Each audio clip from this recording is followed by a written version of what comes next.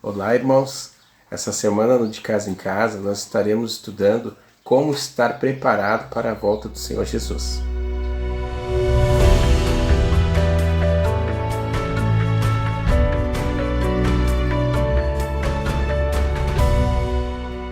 E digo isto a vocês que conhecem o tempo. Já é hora de despertarem do sono, porque a nossa salvação está agora mais perto do que quando no princípio cremos. Vai alta a noite e o dia vem chegando. Deixemos, pois, as obras das trevas e revistamo-nos das armas da luz. Vivamos dignamente, como em pleno dia, não em orgias e bebedeiras, não em imoralidades e libertinagem, não em discórdias e ciúmes, mas revistamos-se do Senhor Jesus Cristo e não façam nada que venha satisfazer os desejos da carne. Nós vemos na leitura, irmãos, que Paulo menciona a urgência de despertarmos nesses dias que antecedem a vinda do Senhor, de estarmos alertas, vigilantes, né? Curioso, assim, ao ler essa passagem, eu lembrei de outra situação em que o Senhor Jesus estava para ser preso. E ele pede para os discípulos vigiarem, né? Por um pouco. E ele sai em reservado e tem um tempo em oração, mas quando retorna, ele encontra os discípulos dormindo. Porque, claro, no contexto a gente pode imaginar que estavam cansados e até entristecidos, né, com a notícia de que o Senhor Jesus sofreria a morte de cruz, né?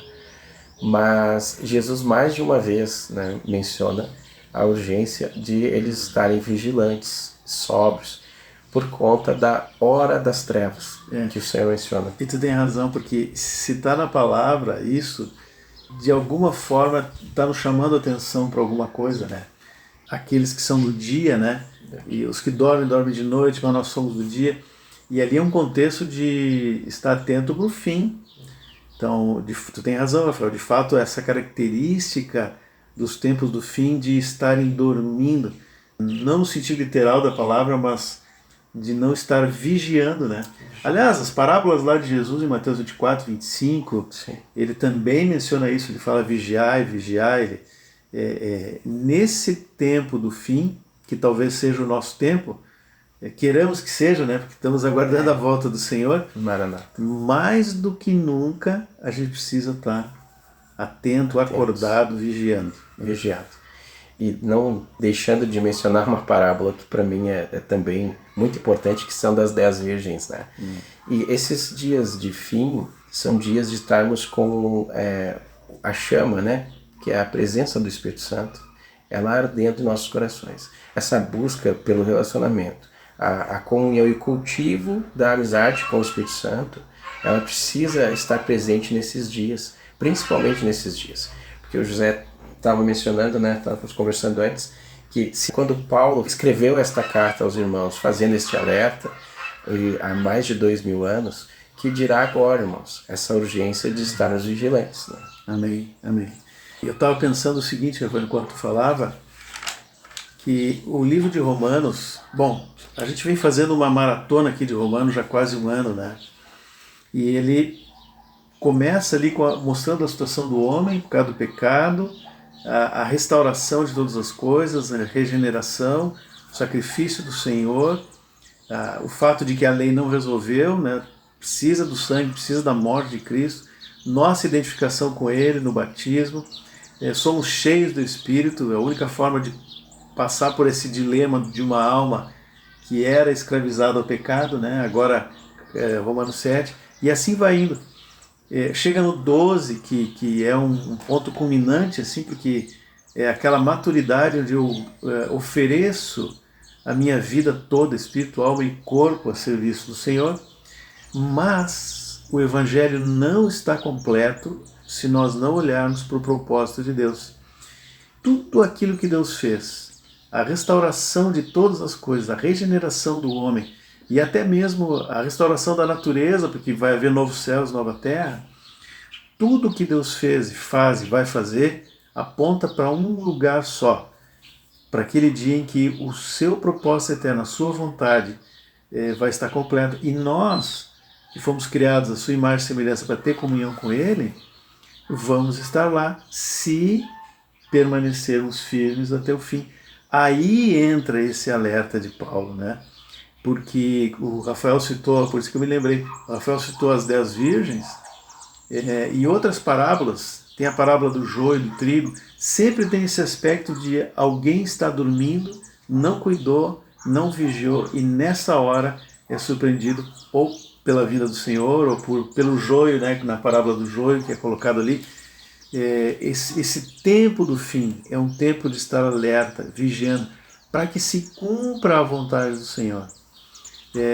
E a forma que nós temos para estar vigiando e alerta, aí vem a segunda parte do texto, é nos revestindo daquilo que é de Cristo, estando cheio do Espírito Santo e usando toda essa armadura que o Senhor já nos apontou, em parte aqui em Romanos, em parte em Efésios, né? Colossenses, eu acho que fala também, né? Colossenses também fala. Então, o trazer à memória, né?